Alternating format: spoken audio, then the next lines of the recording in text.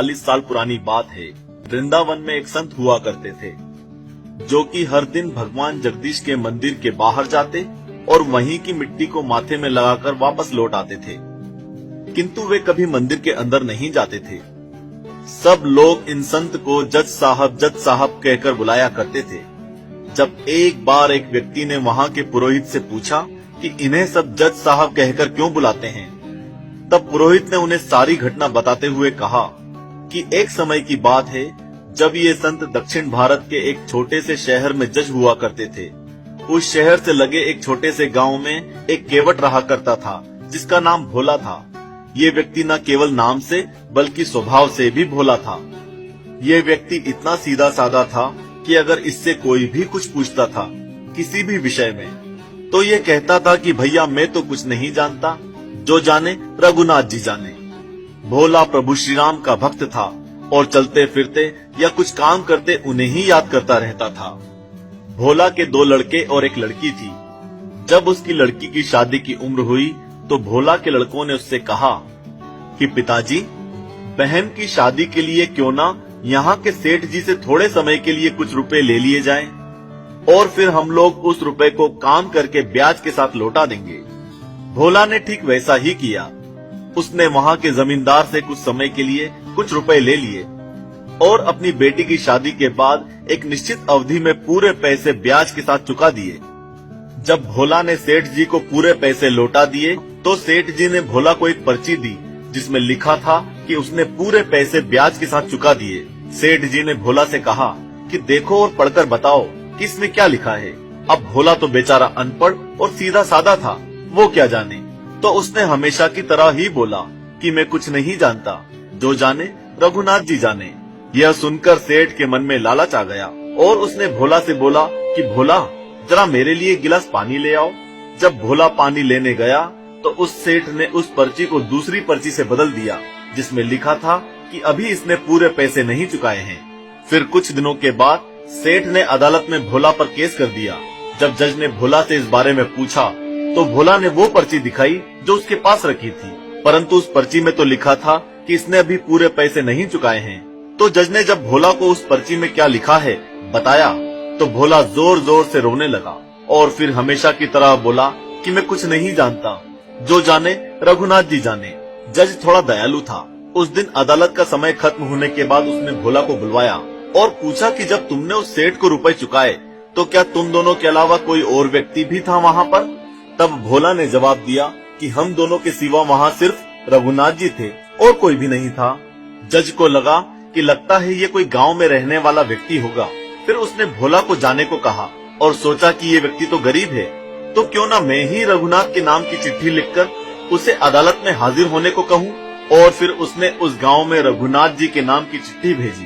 Postman चिट्ठी लेकर घूमते घूमते परेशान हो गया, परंतु रघुनाथ नाम के व्यक्ति का घर नहीं मिला क्योंकि उस गांव में रघुनाथ जी नाम का कोई व्यक्ति था ही नहीं। अंत में एक व्यक्ति ने उसे बताया कि यहाँ पर रघुनाथ का एक मंदिर है, हो सकता है कि ये चिट्ठी वहाँ की हो। फिर पोस्टमैन ने वैसा ही किया। वो उसी रघुनाथ जी के मंदिर में गया जहाँ भोला रहता था। उसने चिट्ठी मंदिर के पंडित को पकड़ा दी। जब उस पंडित ने चिट्ठी देखी तो मन ही मन सोचा कि प्रभु जब आपने चिट्ठी मंगवा ही ली है तो मैं इसे रख लेता हूँ। और फिर पंडित ने पोस्टमैन से चिट्ठी लेकर हस्ताक्षर कर दिए और उस चिट्ठी को मंदिर में प्रभु के चरणों में जाकर रख दिया और प्रभु से भावुक होकर प्रार्थना की, हे भगवान, आपके अलावा इस भोले व्यक्ति का कोई भी नहीं है, अब आप ही को करना है जो करना है। जब अदालत में हाजिर होने की तारीख पास आई तो उस पंडित ने भोला को एक दिन पहले ही शहर भेज दिया ताकि वो समय से पहुंच जाए। और फिर उस अदालत की तारीख के दिन पंडित जी जल्दी सुबह उठकर भगवान को कई वस्त्र अर्पण कर तैयार कर दिया और उनकी पूजा कर प्रार्थना की कि हे प्रभु, इन सभी वस्त्रों में आपको जो पसंद हो वो पहने और कृपा करके आज आप अदालत में जरूर जाएं और उस भोला की मदद करें। अब भक्त तो भावुक होते हैं और उसने भी ऐसे ही भावुक होकर प्रार्थना की। जब अदालत ने जज ने भोला से पूछा कि कहाँ है तुम्हारे रघुनाथ जी, तो उसने जवाब दिया कि वो तो हर जगह रहते हैं, होंगे यहीं कहीं आसपास। फिर जज ने अपने चपरासी को रघुनाथ नाम के व्यक्ति को हाजिर होने का ऐलान करने के लिए आदेश दिया। जब चपरासी ने जोर जोर से चिल्लाना शुरू किया कि रघुनाथ जहां भी हो सामने हाजिर हो, ऐसा उसके 2 से 3 बार बोलने में ही सबने देखा कि एक बूढ़ा सा व्यक्ति जिसके माथे में तिलक और गले में तुलसी की माला, खड़ाऊ पहने थोड़ी कमर झुकाए और लाठी टेकते हुए चला आ रहा है। फिर उसे कटघरे में खड़ा करके जब जज ने उससे पूछा कि क्या तुम्हारे सामने इस भोला ने सेठ को पूरे पैसे चुका दिए हैं, तो उसने जवाब दिया हाँ।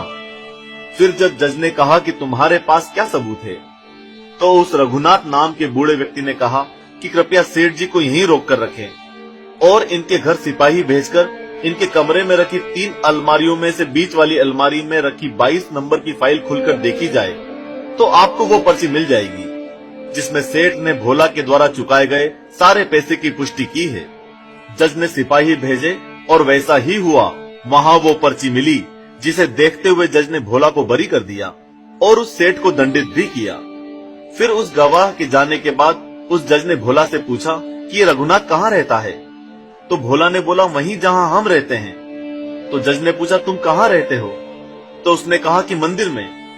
फिर जज साहब ने बोला तो क्या इन्होंने वो मंदिर बनवाया है, तो केवट बोला साहब अब मैं आपको क्या समझाऊं, आप तो पढ़े लिखे हैं। क्या है कि पढ़े लिखे लोगों को भगवान और भक्ति की बात समझाना कठिन होता है।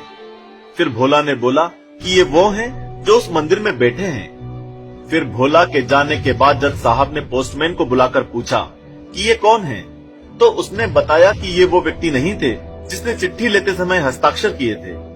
फिर जज साहब जब गांव में गए और उन्हें पूरी घटना का एहसास हुआ तो तुरंत अपने बंगले में लौटे और फूट फूट कर रोने लगे और उन्होंने उसी दिन अपने पद से इस्तीफा दे दिया।